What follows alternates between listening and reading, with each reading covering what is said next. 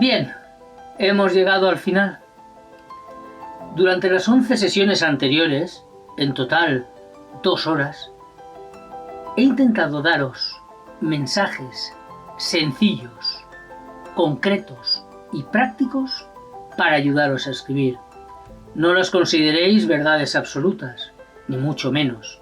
Os tienen que ser útiles a la hora de vuestras pruebas, porque de eso se trata. La escritura es eso, ir probando en cada caso. Bien, ahora os voy a dar una serie de recomendaciones que parten de los errores. Os voy a contar los errores habituales que me encuentro en los textos que corrijo. Y voy a empezar por los errores estilísticos. Las tildes. En muchas ocasiones me encuentro que no ponéis la tilde, especialmente cuando con los pronombres interrogativos, cuándo, dónde, qué, tened cuidado, no solo cuando forman parte de una exclamativa o una interrogativa, sino también cuando no forman parte pero son interrogativos o exclamativos. Por ejemplo, dime qué está pasando. Ese qué lleva tilde y en muchas ocasiones no lo ponéis. Pasa al revés muchas veces, a veces lo ponéis cuando no tiene que llevarlo, como en esta frase, cuando no tiene que llevarlo, no tendríais que tildarlo. O en muchas ocasiones me encuentro que, por ejemplo, el adverbio aún, también es muy frecuente que le pongáis tilde cuando es con el significado de también o incluso, que no la debería llevar, o el adverbio sí, cuando es afirmativo, cuando es una afirmación sí debe llevar tilde. También me encuentro que el por qué con tilde, sin tilde, separado, junto, aparece como un error bastante frecuente. Más cosas. Redundancias. Redundancias que enmarañan la lectura. Oye, siempre se sube arriba, uno se cae al suelo, las habitaciones están en las casas, no hace falta repetirlo, no hace falta de contar diciendo y en la habitación que había dentro de la casa, encima de la mesa de aquella habitación de dentro de la casa, había un florero y dentro unas flores. Podemos ir directamente a las flores, porque todo lo demás ya sabemos que las habitaciones están ahí y que las mesas pues, pueden estar en la habitación, ¿vale? Por lo tanto, no contemos lo que ya el lector conoce. Otro error frecuente es la puntuación. En particular, pues la ausencia de comas o el incluir comas como la del coma entre el sujeto y el predicado. Entre sujeto y predicado no van comas. Lo mismo sucede con pero. Detrás de pero no se pone coma, salvo que haya un inciso, igual que en el sujeto y predicado. Pero entre pero y la interrogación no va coma. Antes de pero siempre hay coma. Después no, ¿vale? Acordaos eso como una regla general. También encuentro la ausencia de puntos, las frases demasiado largas, el intentar contar sin utilizar frases más cortas o el abuso de los 2 puntos. Respecto a mayúsculas y minúsculas, pensad, los nombres propios van con mayúsculas y los nombres comunes con minúscula. Tomad eso como referencia siempre, porque estamos continuamente, existe una mayúsculitis, el poner mayúsculas para todo, y no agranda nada el ponerle una mayúscula, ¿vale? Arbitrariedad en las rayas del diálogo. Ya os estuve contando que en el diálogo cómo había que poner las rayas, los espacios y los puntos. Bien, podéis ponerlo como os dé la gana, pero sí os pido una cosa, y es tenéis que tener un criterio, adoptar un criterio. Hombre, en mi opinión el mejor es que cojáis el de la RAE, pero si queréis adoptar un criterio vuestro propio, haced siempre lo mismo, tenéis que ser homogéneos. Lo malo es ir cambiando sin ningún motivo. Esa heterogeneidad, tenéis que buscar vuestra manera personal de contar y de reflejar las cosas. Respecto al cursiva, lo mismo sucede con la cursiva y las comillas. Oye, si ponéis una novela entre cursiva, el título de una novela, como dice la RAE, pues no tiene sentido que 3 páginas después pongáis otra novela entre comillas. Por eso os decía la importancia de hacer siempre lo mismo. Escribid en una hoja de cálculo, poned lo que vais a hacer en vuestra obra, qué criterio adoptáis. Después intentad huir de los verbos estos estar, ser, tener y el qué más tener, ¿vale? sino en vez de buscar verbos concretos. Y evitad los verbos lapa, que se os pegan ahí a los verbos, como poder, comenzar, empezar o acabar.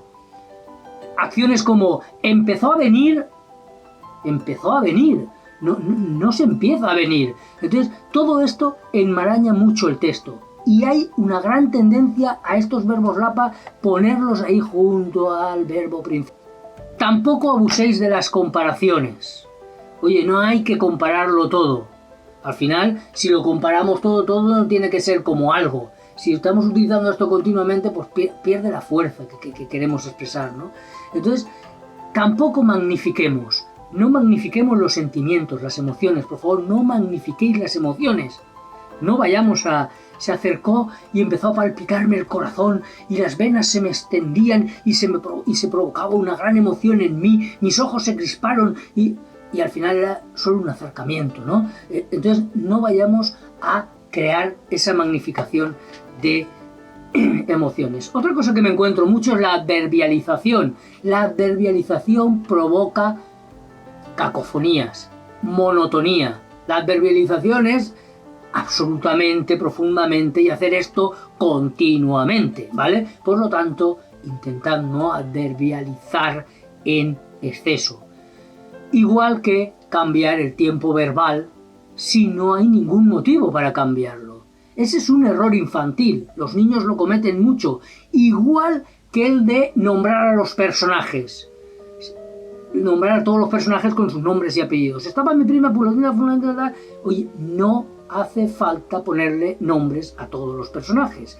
Y no hace falta nombrarlos a todos porque muchos de ellos no son principales. Otro error muy frecuente es poner un nombre a un personaje que no va con la obra. Oye, tenemos que buscar un nombre adecuado para lo que estamos contando. Esto quiere decir que si nuestra obra es de ciencia ficción, pues llamarlo Pepiño al personaje, pues igual no está en consonancia con el resto de la obra. Por lo tanto, procurad que todo sea homogéneo y coherente. Voy ahora con los errores de trama. Mirad, uno muy frecuente es repetir y repetir las acciones. Las acciones se repiten y aunque cambie todo lo que hay alrededor, las acciones se van repitiendo siempre. No lo hagáis, por favor. Yo igual lo estoy haciendo, pero no lo hagáis, ¿vale? Después, otro es cuando el conflicto general es muy débil o no tiene ningún interés para el lector, no suscita interés para el lector. Es algo que digas, bueno, ¿y qué? ¿No? Otras, acciones que están poco motivadas, cambios repentinos de parecer o carácter. Esto sucede, por ejemplo, mucho en el diálogo, ¿no? Cuando uno se planta en el diálogo, no iré allí por nada del mundo, me niego, no voy a aparecer nunca. Y la réplica es, sí, tienes que ir, es tu obligación. Está bien, pero claro, esto no tiene ningún sentido. Igual yo lo he llevado mucho al extremo, pero os aseguro que lo leo muchas veces. Otra cosa que me encuentro muchas veces es la mala utilización de la elipsis. Oye, pensad que existe la elipsis.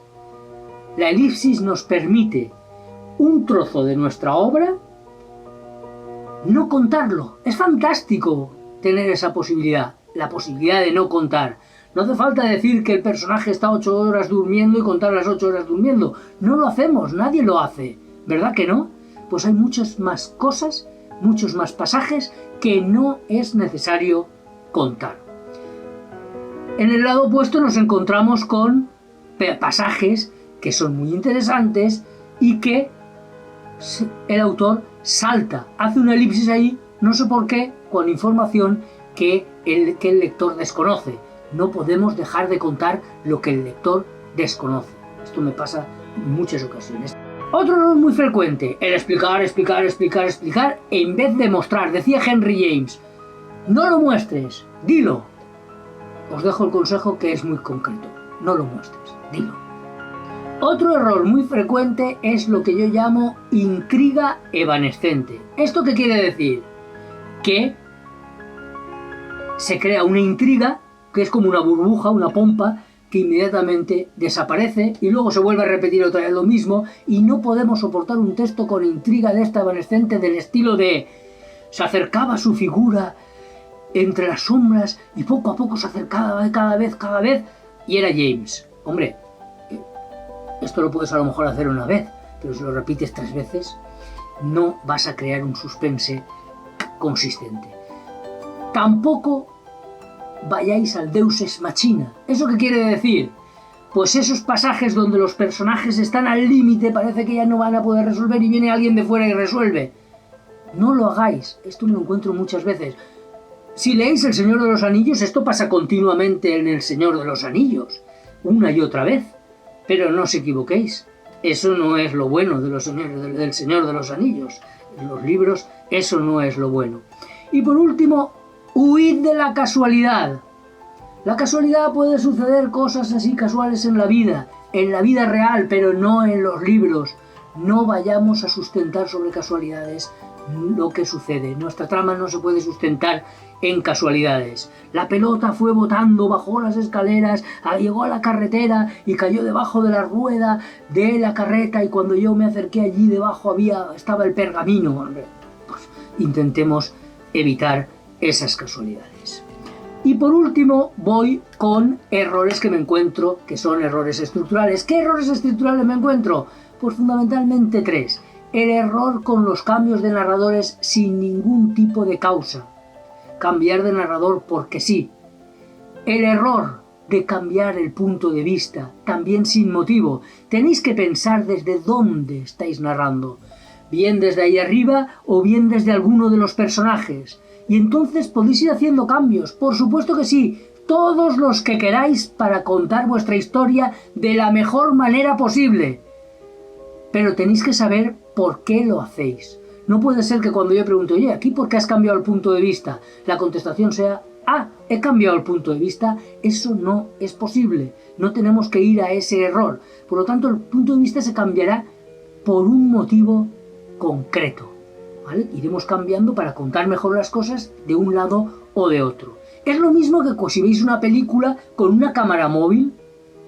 A veces la cámara móvil existe en la película porque el director ha decidido que sea así, esa parte de la obra, para crear un desasosiego o crear cualquier tipo de emoción, que no es lo mismo que el cámara no sabe enfocar o le tiembla el pulso. No tiene nada que ver. Por lo tanto, cambiar el punto de vista solo cuando realmente exista un motivo. Y por último, respecto a los errores de estructura, encuentro muchas veces una desproporción, especialmente entre el nudo y el desenlace. ¿Esto qué quiere decir? Pues que se ha estado trabajando todo el nudo y se resuelve en una línea.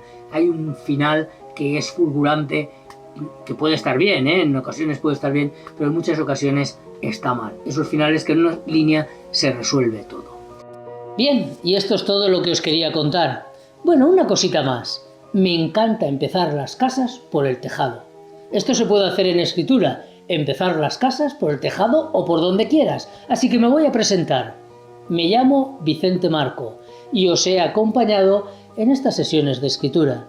Yo escribo desde que tenía 7 años. No he dejado de escribir desde entonces y así he conseguido aprender, equivocándome, errando una y otra vez. Es la manera de aprender.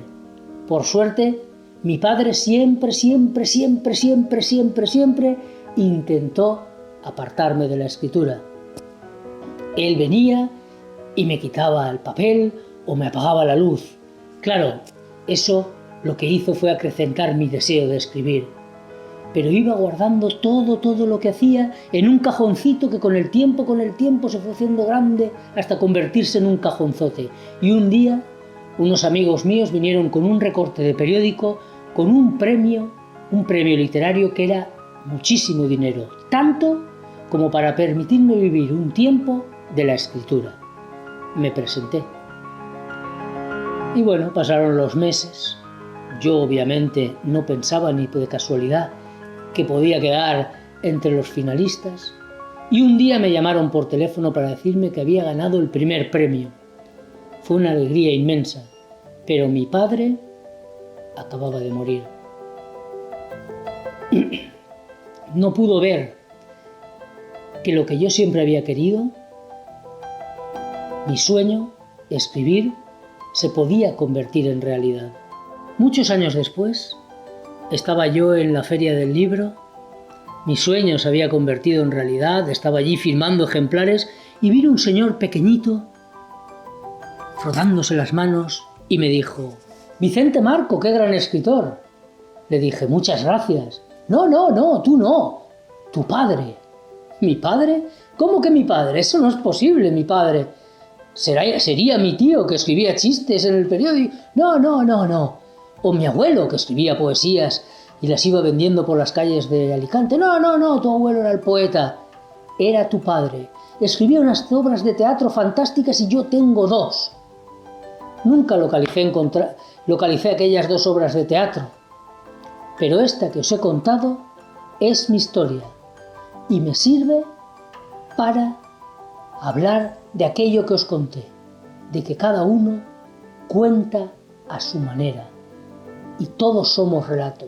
Vamos seleccionando de la realidad lo que nos interesa.